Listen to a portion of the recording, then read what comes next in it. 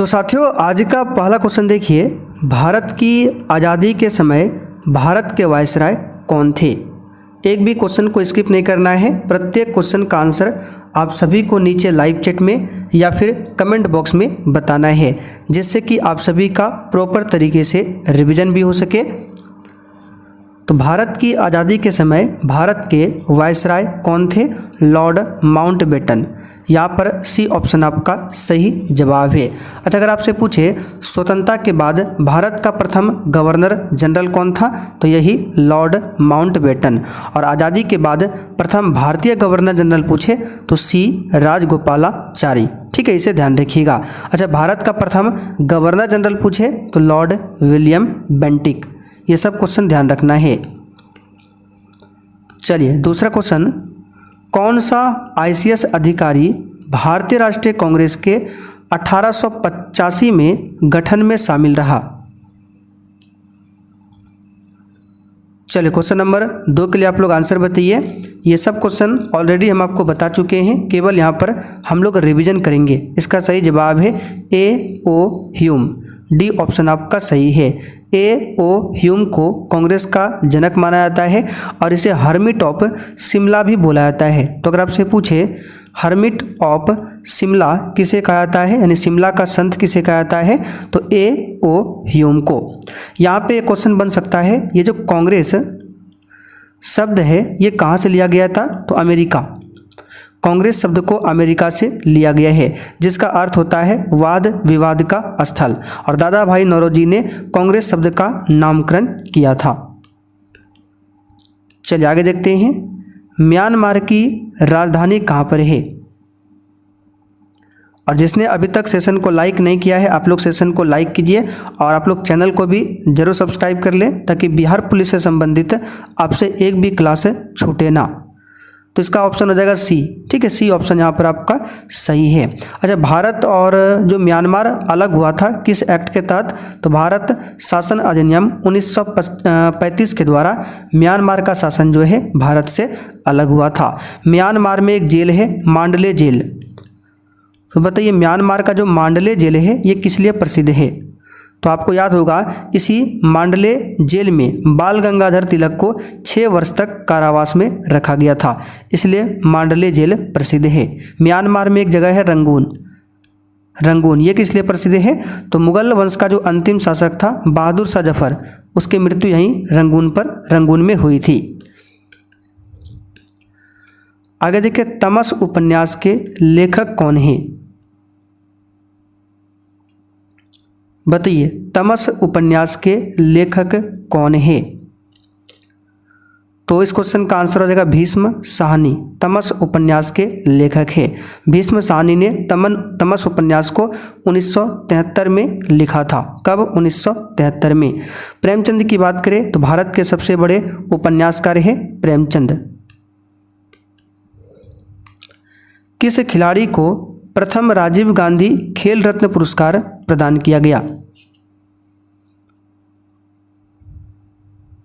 तो इसका सही जवाब क्या हो जाएगा? विश्वनाथ आनंद। ठीक है, विश्वनाथ आनंद को प्रथम राजीव गांधी खेल रत्न पुरस्कार प्रदान किया गया। और वर्तमान में राजीव गांधी खेल रत्न पुरस्कार का नाम बदलकर मेजर ध्यानचंद खेल रत्न अवार्ड किया गया है। ये किया गया था 2021 में।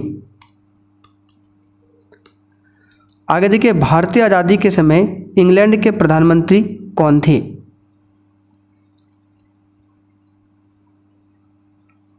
तो सिंपल सा क्वेश्चन है, क्लीमेंट एटली। लेबर पार्टी के थे क्लीमेंट एटली, जो स्वतंत्रता के समय इंग्लैंड का प्रधानमंत्री था।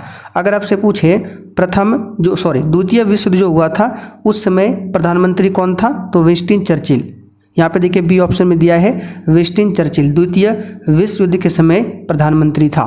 अच्छा, 1857 की क्रांति के दौरान ब्रिटेन का प्रधानमंत्री कौन था, तो पामस्टन। यहाँ पे नाम लिख देते हैं, सबको ध्यान रखिएगा। पामस्टन ये 1857 के समय ब्रिटेन में प्रधानमंत्री था। अच्छा, प्रथम विश्व युद्ध के समय कौन था, तो प्रथम विश्व युद्ध के समय इंग्लैंड का प्रधानमंत्री था लॉयड जॉर्ज। यहाँ पर नाम लिख देते हैं लॉयड जॉर्ज। ये प्रथम विश्व युद्ध के समय ब्रिटेन का प्रधानमंत्री था। ब्रिटेन का प्रथम प्रधानमंत्री पूछे तो रॉबर्ट वालपोल। ये सब क्वेश्चन आपको नोट्स में लिखा हुआ मिल जाएगा, ठीक है। Robert Walpole. चलिए आगे बढ़ते हैं। भारतीय रिजर्व बैंक के वर्तमान गवर्नर कौन है? क्लास में हम आपको जो भी एक्स्ट्रा क्वेश्चन बता रहे हैं इसका पूरा लिखा हुआ वन लाइनर फॉर्म में नोट्स मिल जाएगा एप्लीकेशन पर। ये हमारा व्हाट्सएप नंबर है 9631887058। जिनको भी चाहिए इस पर मैसेज करके बता सकते हैं। तो भारतीय रिजर्व बैंक के वर्तमान में गवर्नर कौन है? तो यहाँ पर ऑप्शन में तो नहीं दिया हुआ है, ठीक है। ये ओल्ड क्वेश्चन है, इसका आंसर हो जाएगा संजय मल्होत्रा। सही कर लीजिएगा, आंसर क्या होगा? संजय मल्होत्रा वर्तमान में आरबीआई के गवर्नर है। अच्छा, आप लोग कमेंट करके बताइए आरबीआई का राष्ट्रीयकरण कब हुआ था? भारत के राष्ट्रीय महिला आयोग की वर्तमान अध्यक्ष कौन है? बताइए, भारत के राष्ट्रीय महिला आयोग की वर्तमान अध्यक्ष कौन है? तो यहाँ पर भी ऑप्शन में नहीं दिया हुआ है, ओल्ड क्वेश्चन है, बता देते हैं। श्रीमती क्या हो जाएगा? श्रीमती विजया किशोर राहटकर, ठीक है। विजया किशोर राहटकर ये वर्तमान में राष्ट्रीय महिला आयोग की वर्तमान अध्यक्ष है। राष्ट्रीय महिला आयोग का गठन कब हुआ था? 1992 में। भारत और चीन के बीच पंचशील समझौता कब हस्ताक्षरित हुआ था? और देखिए, किसी भी क्वेश्चन में डाउट होता है तो आप लोग कमेंट करके पूछ सकते हैं, आपकी कमेंट का रिप्लाई जरूर दिया जाएगा। इसका सही जवाब है 1954 में पंचशील समझौता हुआ था। ये समझौता भारत के प्रधानमंत्री पंडित जवाहरलाल नेहरू और चीन के प्रधानमंत्री चाउ एन लाई, नाम लिख देते हैं, थोड़ा सा अटपटा नाम है, चाउ एन लाई के बीच हुआ था पंचशील समझौता। भारत में हरित क्रांति के जनक कौन थे?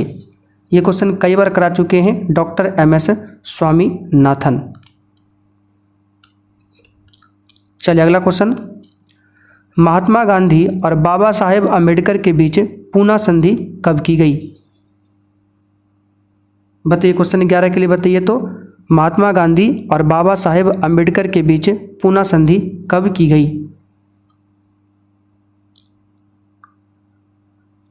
तो यहाँ पर इसका सही जवाब है 1932 में, ठीक है। 1932 में पूना संधि होता है महात्मा गांधी और अम्बेडकर के बीच में। अब यहाँ से कुछ इंपॉर्टेंट क्वेश्चन बन सकता है, आपको थ्योरी थोड़ा सा बता देते हैं, सुन लीजिए, हो सकता है एग्जाम में क्वेश्चन बन जाए। तो देखिए, हुआ क्या था, दूसरा गोलमेज सम्मेलन के बाद 16 अगस्त 1932, एक डेट याद रखिएगा, दूसरा गोलमेज सम्मेलन के बाद 16 अगस्त 1932 को रैमजे मैकडोनाल्ड ने सांप्रदायिक पंचाट की घोषणा की। तो पूछा जाता है सांप्रदायिक पंचाट की घोषणा किसने की? Ramsay MacDonald. कब किया था? 16 अगस्त 1932 को। इस घोषणा के अनुसार भारत में दलितों को बांटने का प्रयास किया गया था, ठीक है। तो गांधी जी ने हिंदुओं को बांटने के विरोध में यरवदा के जेल में, कौन सा जेल?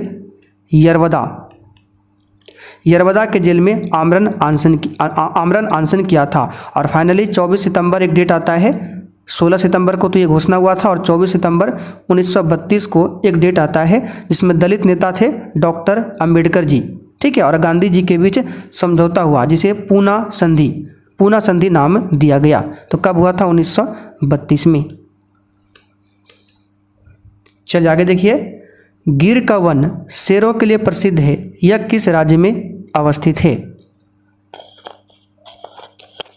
साथियों फिर से रिपीट कर देते हैं, क्लास में जो भी थ्योरी बताया जाता है उसको आप ध्यान से सुनेंगे। तो ये गुजरात में है गिर का वन, ठीक है। कहाँ पर है? गुजरात में। अगर आपसे पूछे भारत में वर्तमान में कितने टाइगर रिजर्व है, तो याद रखिएगा 58 टाइगर रिजर्व है भारत में वर्तमान में। और भारत में सबसे अधिक बाघ जो है मध्य प्रदेश में है।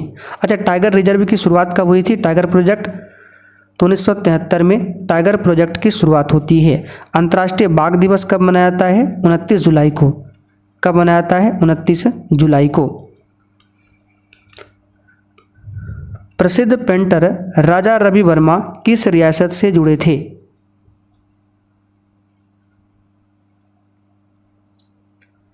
सही जवाब है त्रावणकोर, ठीक है, त्रावणकोर रियासत से जुड़े थे। बी ऑप्शन यहाँ पर आपका सही जवाब है, ध्यान रखिएगा। बिहार में बहने वाली नदियों में किसका उद्गम अमरकंटक में है? अच्छा, अगर आपसे क्वेश्चन पूछे भारत माता इस चित्र को किसने बनाया है, तो भारत माता का चित्रण क्या है? अवनींद्र नाथ ठाकुर ने। याद रखिएगा नाम, अवनींद्र नाथ ठाकुर ने। तो बिहार में बहने वाली नदियों में किसका उद्गम अमरकंटक में है? सोन नदी। ठीक है, सोन नदी का उद्गम अमरकंटक से होता है। ठीक है, और सोन नदी जो है पटना के समीप गंगा नदी में मिलती है। सोन नदी की लंबाई की बात करें तो 780 किलोमीटर सोन नदी की लंबाई है। सोन नहर ये बिहार का सबसे पुराना नहर है और इसका निर्माण जो है 1870 के दशक में हुआ था, सोन नहर का निर्माण। अब चलिए कोसी नदी के बारे में बात कर लेते हैं। तो कोसी नदी की बात करें तो इसकी लंबाई है 730 किलोमीटर। ठीक है, और कोसी नदी जो है कहाँ से निकलती है? तो गोसाई थान चोटी के उत्तर से निकलती है नेपाल में। गोसाई थान चोटी के उत्तर से निकलती है नेपाल से कोसी नदी। और कोसी नदी कुर्सेला के दक्षिण पश्चिम में गंगा नदी से मिलती है। आपसे पूछेगा कोसी नदी गंगा नदी में जो मिलती है किस स्थान पर? तो कुर्सेला नामक स्थान पर। कुर्सेला याद रखिएगा, ये एग्जाम में आता है, कुर्सेला स्थान। चलिए आगे देखते हैं। निम्नलिखित में से कौन सा युग्म सही नहीं है? बताइए, इसमें से कौन सा युग्म जो है वो सही नहीं है? तो यहाँ पर देखिए, मिस्र की राजधानी काहिरा, केन्या की राजधानी नैरोबी, सूडान की राजधानी खार्तूम, दक्षिण अफ्रीका का जोहान्सबर्ग, ये गलत है। जोहान्सबर्ग दक्षिण अफ्रीका की राजधानी नहीं है। आगे देखिए, द गाइड उपन्यास के लेखक कौन है? चलिए बताइए इसका आंसर क्या होगा। और साथियों आप लोग रेगुलर क्लास कीजिए, अब समय नहीं बचा हुआ है, रात 8 बजे से आपको क्लास करना है। इसका आंसर है R.K. नारायण। ठीक है, R.K. नारायण। एक पुस्तक है मालगुडी डेज, पूछा जाता है मालगुडी डेज, इसके लेखक कौन है? तो R.K. नारायण है। R.K. लक्ष्मण की बात करें तो इनकी पुस्तक याद रखिएगा servant of India. Servants of India किस पुस्तक के लेखक कौन है? R.K. लक्ष्मण। लेकिन सर्वेंट्स ऑफ इंडिया सोसाइटी की स्थापना पूछे तो किसने किया था? तो वो किया था गोपाल कृष्ण गोखले ने 1905 में। एक पुस्तक बताते हैं चंद्रकांता, ये एक उपन्यास है चंद्रकांता। इस उपन्यास के लेखक कौन है? तो देवकी नंदन खत्री। देवकी नंदन खत्री। अगर आपसे पूछे बताइए उर्वशी के लेखक कौन है? उर्वशी, तो उर्वशी पुस्तक के लेखक है रामधारी सिंह दिनकर। कुरुक्षेत्र पूछे, कुरुक्षेत्र के लेखक कौन है? रामधारी सिंह दिनकर। कामायनी के लेखक कौन है? ये सब क्वेश्चन बिहार पुलिस में आता है इसलिए बता रहे हैं। कामायनी के लेखक कौन है? तो जयशंकर प्रसाद। ये जो भी बता रहे हैं ये सब कुछ आपको पूरा लिखा हुआ मिलेगा नोट्स में। कहाँ पर मिलेगा? एप्लीकेशन पर, लिंक डिस्क्रिप्शन बॉक्स में है। हीराकुंड बांध किस नदी पर अवस्थित है? सिंपल सा क्वेश्चन है, महानदी पर अवस्थित है। महानदी की लंबाई 885 किलोमीटर है। ठीक है, 885 किलोमीटर है। महानदी की सहायक नदियाँ ब्राह्मणी और वैतरणी महानदी की सहायक नदियाँ हैं। दामोदर की बात करें तो 1948 में, ठीक है, 1948 में भारत का प्रथम बहुउद्देश्य नदी घाटी परियोजना की स्थापना की गई थी। वो नाम क्या था? दामोदर नदी घाटी परियोजना। चलिए क्वेश्चन नंबर देखिए 18। निम्नलिखित में से किस फसल की खेती भारत में सबसे अधिक क्षेत्रफल में होती है?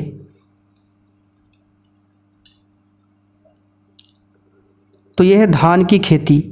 धान भारत की मुख्य खाद्यान्न फसल है, लेकिन विश्व की मुख्य खाद्यान्न फसल पूछे गेहूं हो जाएगा, भारत के लिए धान। ठीक है, और भारत में केंद्रीय चावल अनुसंधान संस्थान पूछे कहाँ पर है? उड़ीसा के कटक में। अंतर्राष्ट्रीय चावल अनुसंधान संस्थान पूछे मनीला में। कहाँ पर है? मनीला में। दिनार किस देश की मुद्रा है? सिंपल सा क्वेश्चन है, इराक देश की मुद्रा है।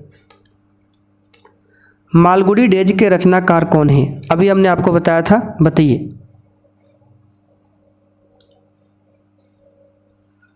तो R.K. नारायण। कौन हो जाएगा? R.K. नारायण। चलिए आगे देखते हैं। गंगा ब्रह्मपुत्र डेल्टा क्षेत्र का वन निम्नलिखित में से किस नाम से जाना जाता है? बताइए, गंगा ब्रह्मपुत्र डेल्टा क्षेत्र का जो वन है किस नाम से जाना जाता है? तो सही जवाब है सुंदरवन के नाम से। ठीक है, सुंदरवन डेल्टा विश्व की सबसे बड़ी नदी डेल्टा है। सुंदरी नामक वन के कारण ही सुंदरवन इसका नाम रखा गया है और इसे मैंग्रोव वन भी बोला जाता है सुंदरवन को। कालिदास सम्मान पुरस्कार प्रारंभ किया गया, बताइए किसके द्वारा?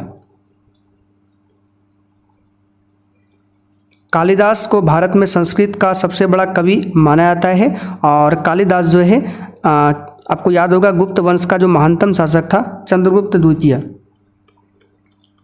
चंद्रगुप्त द्वितीय, ठीक है, चंद्रगुप्त द्वितीय के दरबार में रहते थे कालिदास। तो यहाँ पर इसका सही जवाब है मध्य प्रदेश सरकार के द्वारा कालिदास सम्मान पुरस्कार प्रारंभ किया गया। पंचतंत्र के रचनाकार कौन है?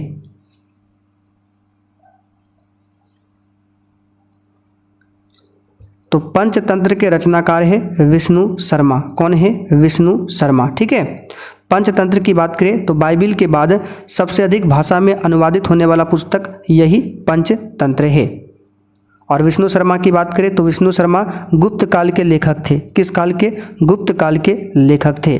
भारतेंदु हरिश्चंद्र की बात करें तो आधुनिक भारत की खड़ी बोली के जनक है। अगर आपसे पूछे कि बताइए आधुनिक भारत के खड़ी बोली के जनक कौन है, तो भारतेंदु हरिश्चंद्र। बर्मा ब्रिटिश भारत से कब अलग हुआ?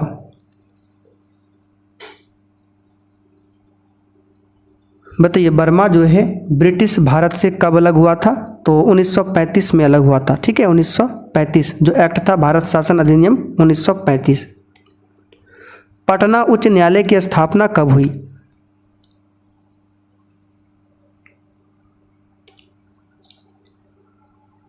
तो साथियों इसकी स्थापना होती है 1916 में। कई बार बता चुके हैं 1916 में। और पटना उच्च न्यायालय का प्रथम मुख्य न्यायाधीश कौन बना था? इसको आप लोग याद रखिएगा, लिख लीजिए। पटना उच्च न्यायालय का प्रथम मुख्य न्यायाधीश था सर एडवर्ड। ठीक है, सर एडवर्ड एम चैम्पस। नाम थोड़ा सा अटपटा है, पूरा नाम लिख देते हैं। ठीक है, सर एडवर्ड एम चैम्पस चामियार। लास्ट में केवल ध्यान रखना चामियार। ठीक है, ये पटना उच्च न्यायालय का प्रथम मुख्य न्यायाधीश था। भारत में टोटल वर्तमान में 25 हाई कोर्ट है और सबसे पुराना हाई कोर्ट है कलकत्ता हाई कोर्ट। अच्छा, भारत का सबसे बड़ा हाई कोर्ट पूछे तो इलाहाबाद हाई कोर्ट सबसे बड़ा हाई कोर्ट है। सर्वेंट ऑफ इंडिया सोसाइटी की स्थापना किसने किया? अभी हमने आपको बताया था सर्वेंट्स ऑफ इंडिया एक पुस्तक भी है जिसके लेखक है R.K. लक्ष्मण। और सर्वेंट ऑफ इंडिया सोसाइटी पूछे तो गोपाल कृष्ण गोखले स्थापना किया था इन्होंने 1905 में। ठीक है, कब किया था? 1905 में किया था। गोपाल कृष्ण गोखले के राजनीतिक गुरु कौन थे? M.G. रनाडे। और गोपाल कृष्ण गोखले ने 1905 में वाराणसी कांग्रेस अधिवेशन की अध्यक्षता किया था। किस वर्ष सिक्किम भारतीय संघ का 22वां राज्य बना?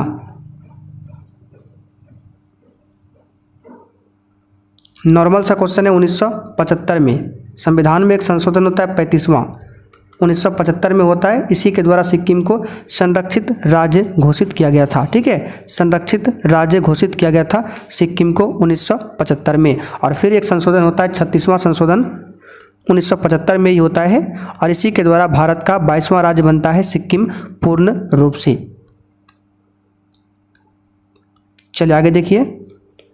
आज़ादी के बाद भारत और नेपाल के बीच प्रथम शांति और मित्रता संधि किस वर्ष काठमांडू में हस्ताक्षरित की गई थी? इसका आंसर 1950। चलिए आगे बढ़ते हैं। भारतीय राष्ट्रीय कांग्रेस की प्रथम महिला अध्यक्ष कौन थी? ये सब क्वेश्चन में ज़्यादा समय बर्बाद नहीं करेंगे, डिटेल्स में कई बार बता चुके हैं, एनी बेसेंट। चलिए एक मैथ्स का क्वेश्चन है। इनमें से कौन सा भिन्न का समूह आरोही क्रम में है? तो इसके लिए आरोही क्रम निकालने के लिए हमको यहाँ पर भिन्न को तोड़ना पड़ेगा। तो इसका आंसर डायरेक्ट बता देते हैं, आप लोग निकाल लीजिएगा, सी हो जाएगा। आप कैसे? आप देखिए, जैसे 5/7 है, इसको अगर 7 से 5 में भाग करेंगे तो 0.71 आएगा। फिर 9/11 है तो 9 में अगर 11 से भाग देंगे तो 0.8 आएगा लगभग में, फिर 7/8 है, इसको डिवाइड करेंगे तो 0.87। तो देख सकते हैं ये क्या है, आरोही क्रम यानी बढ़ते क्रम में है। बाकी कोई भी ऑप्शन इस तरह से नहीं है, आप चेक कर लीजिएगा। निम्नलिखित में से कौन विटामिन ए का सर्वोत्तम स्रोत है? बताइए कौन विटामिन ए का सर्वोत्तम स्रोत है? तो सिंपल सा क्वेश्चन है गाजर। क्या है? गाजर। आगे देखिए, भारत में जंगली गधे निम्नलिखित में से कहाँ पाए जाते हैं?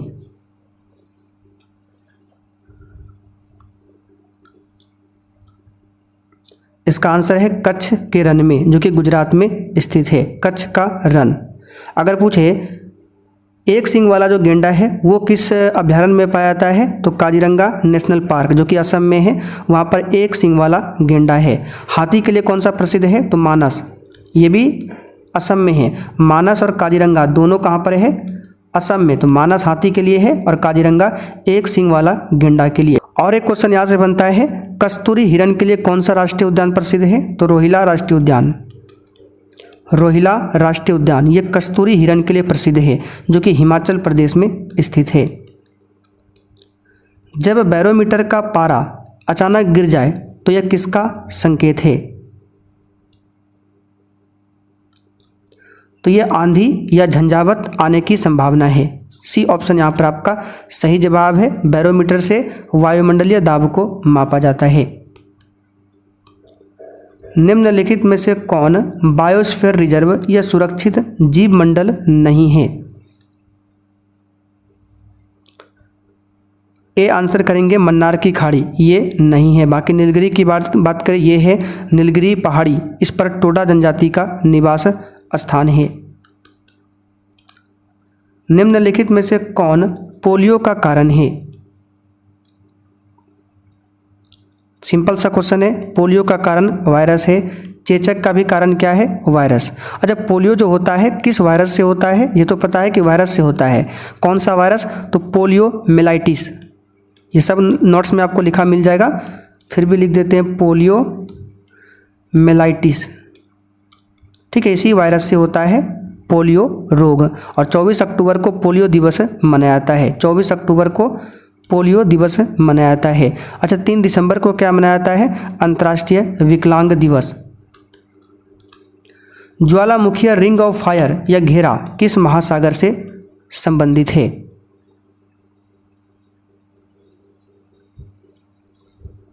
प्रशांत महासागर, जो कि विश्व का सबसे बड़ा महासागर है। अच्छा, आप लोग कमेंट करके बताइए, भारत का एकमात्र सक्रिय ज्वालामुखी कौन सा है और कहां पर है? एलिसा जांच किस रोग की पहचान करती है? इसका आंसर है एड्स। ठीक है, AIDS। एड्स का full form acquired immuno deficiency syndrome. Angora ऊन किस पशु से प्राप्त किया जाता है? सिंपल सा क्वेश्चन है, खरगोश से। चलिए आगे देखते हैं। सबसे अधिक प्याज उत्पादन करने वाला राज्य कौन सा है? और देखिए, सेशन के लास्ट में आप सभी को कमेंट करके अपना अपना स्कोर हमें ज़रूर बताना है।